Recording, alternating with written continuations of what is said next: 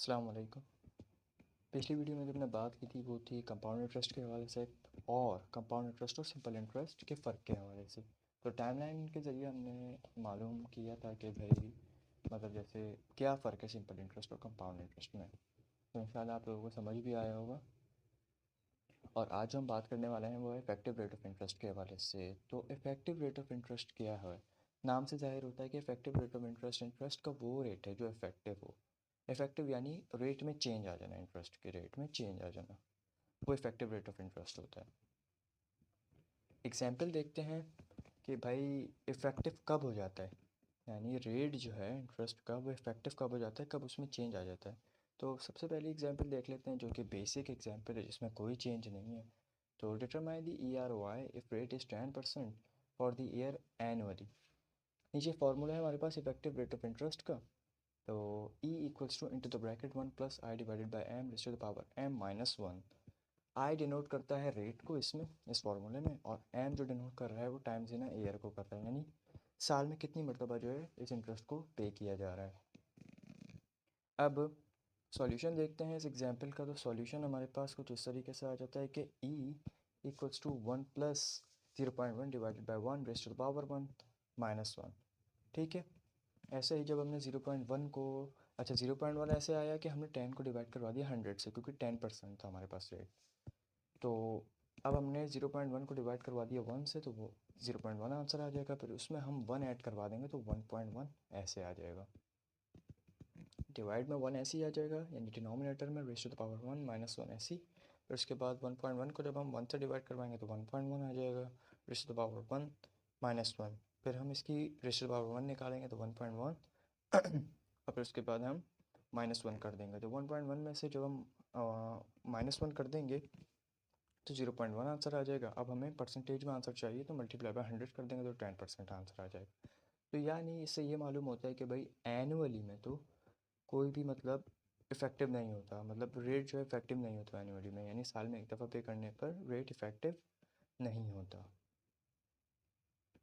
अच्छा, next example है कि determine the EROI if rate is 10% for the year semi annually. अच्छा, अब इसमें एनुअली की बजाय सेमी एनुअली का जिक्र है, तो यानी साल में 2 दफ़ा इस इंटरेस्ट को पे किया जा रहा है। तो इसमें रेट बिल्कुल इफ़ेक्टिव होगा। इसमें चेंज ऐसे आएगा कि हमने फार्मूला सेम लिया, पुटिंग सेम की, बट एम की जगह जो है हमने टू जो है इस्तेमाल किया, वो इसलिए क्योंकि साल में 2 दफ़ा का जिक्र है, सेमी एनुअली। तो हमने 2 का इस्तेमाल किया। अब हमने 0.1 को जब 2 से डिवाइड करवाया तो 0.05 आंसर आ गया। फिर उसके बाद रेज़ टू द पावर 2 ऐसे ही आ गया, -1 ऐसे ही आ गया। फिर 1.05 जो हमने इनको ऐड करवा दिया, फिर रेज़ टू द पावर 2-1। फिर जब हमने इसकी रेज़ टू द पावर 2 निकाली तो 1.1025 आ गया, -1 ऐसे ही आ गया। फिर उसमें से -1 जो है करवा दिया तो 0.1025 आ गया। अब हमें परसेंटेज में आंसर चाहिए तो हमने इसे 100 से मल्टीप्लाई करवा दिया तो 10.25% आंसर। दोनों में फ़र्क आ गया 0.25% का। तो यानी जब हम सेमी एनुअली की बात करेंगे तो 0.25% इंक्रीज़ आ जाएगा। 10% मतलब अगर हम 10% रेट लेते हैं तो 10.25% हमारे पास आंसर आ गया। तो अगर हम इंटरेस्ट को, इस 10% को हम साल में 2 दफ़ा पे करेंगे तो थोड़ा सा हमें ऊपर देना होगा, यानी 0.25% हमें ऊपर देना होगा। ठीक है। तो ये फ़र्क था पिछली एग्जाम्पल का और इस एग्जाम्पल के दरमियान का। ठीक है। अब नेक्स्ट एग्जाम्पल की तरफ चलते हैं। इस एग्जाम्पल में कहते हैं determine EROI if rate is 10% for the year quarterly. अच्छा, अब इसमें क्वार्टरली जो है ये लफ्ज़ इस्तेमाल हुआ है। तो क्वार्टरली से जो मुराद है वो ये है कि साल में 4 मरतबा, यानी हर 3 महीने बाद। तो इसमें सिंपल वही कैलकुलेशन है, जस्ट एम की जगह फोर फोर का इस्तेमाल करेंगे हम। पिछले में 2 का किया था, उससे पिछले में 1 का किया था, अब इसमें 4 का करेंगे क्योंकि हर 3 महीने बाद। तो 3 3 6 3 9 3 12, तो यानी 4 का इस्तेमाल करेंगे तो हम हमारे पास रेट मज़ीद इफ़ेक्टिव हो जाएगा। तो अब देखते हैं। तो सिंपल उसी तरीके से कैलकुलेशन होगी। 0.1 को डिवाइड करवाएंगे 4 से, 0.025 आ जाएगा, ratio power 4 1 plus 0.025 ratio power 4-1। फिर इसको ऐड करवा देंगे, रेशो पावर 4 हो जाएगी -1। फिर इसकी रेशो पावर 4 निकालेंगे तो 1.103 आ जाएगा, -1 ऐसे ही आ जाएगा। फिर इसमें से 1 लेस करवा देंगे तो 0.103। अब इसकी परसेंटेज चाहिए तो मल्टीप्लाई बाय 100 कर देंगे तो 10.30 आ जाएगा। तो मज़ीद इफेक्टिव हो गया रेट क्वार्टरली अगर हम पे करते हैं इंटरेस्ट तो। अच्छा, इस एग्जांपल में कहते हैं कि डिटरमाइन EROI यानी effective rate of interest if rate is 10% for the year monthly. अच्छा, पहले तो एनुअली, फिर उसके बाद सेमी एनुअली हुआ, फिर उसके बाद क्वार्टरली हुआ और अब मंथली हो गया। तो यानी साल में इस इंटरेस्ट का जो इंटरेस्ट का रेट है इसको 12 यानी 12 हिस्सों में तकसीम करना। तो जाहिर सी बात है इसमें मज़ीद इफ़ेक्टिव हो जाएगा रेट जो है, मज़ीद इफ़ेक्टिव हो जाएगा। सेमी एनुअली में 0.25% हुआ। फिर अगर पहली एग्जांपल से दूसरी एग्जांपल को जो है, सॉरी, पहली एग्जांपल से थर्ड एग्जांपल को अगर हम कंपेयर करें तो 0.30% इंक्रीज़ आया। अब इसमें देखते हैं पहली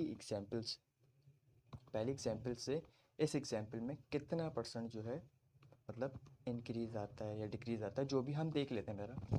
तो इसमें आता है determine EROI if rate is 10% for the year monthly.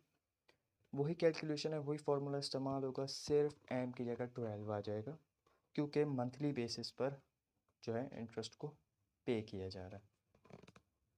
E equals to into the bracket 1 plus 0.1 divided by 12 raise to power 12 minus 1। फिर जब हम 0.1 को 12 से जो है डिवाइड करवा देंगे तो वैल्यू थोड़ी सी कॉम्प्लिकेटेड आएगी। तो इसलिए हम डायरेक्ट जब उस जो वैल्यू इसकी आएगी इसकी कैलकुलेशन के बाद उसमें हम 1 को ऐड करवा देंगे तो 1.00833333 आंसर आएगा। तो मैंने पॉइंट के बाद 4 डिजिट लिए हैं। तो फिर उसके बाद आप 4 डिजिट ले लें, 5 डिजिट ले लें, वो आप पर है। तो मतलब इतना मतलब मेजर फ़र्क नहीं आएगा जो आपका आंसर होगा। तो फिर उसके बाद जब हम रेशो टू पावर 12 करेंगे तो मेरे पास जो आंसर आया वो आया 1.104 माइनस 1 ऐसे ही आ गया। फिर जब हम इसमें से इसको जो है लेस करवा देंगे तो फिर हमारे पास जो मतलब आंसर आएगा उसको हम यहाँ पे मैंने एक स्टेप करना भूल गया हूँ। तो जो आंसर आएगा फिर हम उसे 100 से मल्टीप्लाई करवा देंगे तो 10.42% मेरा आंसर आ रहा है। और इंशाल्लाह आप लोगों का भी इसके लगभग ही आंसर आएगा। तो ये फ़र्क था मतलब जो है पहली एग्जांपल का और फोर्थ एग्जांपल का कि 0.42% इंक्रीज़ आया है। पिछली एग्जांपल में 10.30 था, उससे पिछली में 10.25 था और पहली में 10 था। तो यानी पहली एग्जांपल से अगर इसे कंपेयर करें तो 0.42% इंक्रीज़ आया है। तो इंशाल्लाह आप लोगों को वीडियो पसंद आई होगी। अगर पसंद आई है तो लाइक कीजिए, शेयर कीजिए और चैनल को काइंडली ज़रूर सब्सक्राइब कीजिए। नेक्स्ट वीडियो तक के लिए अपना ख्याल रखिए। खुदा हाफिज़।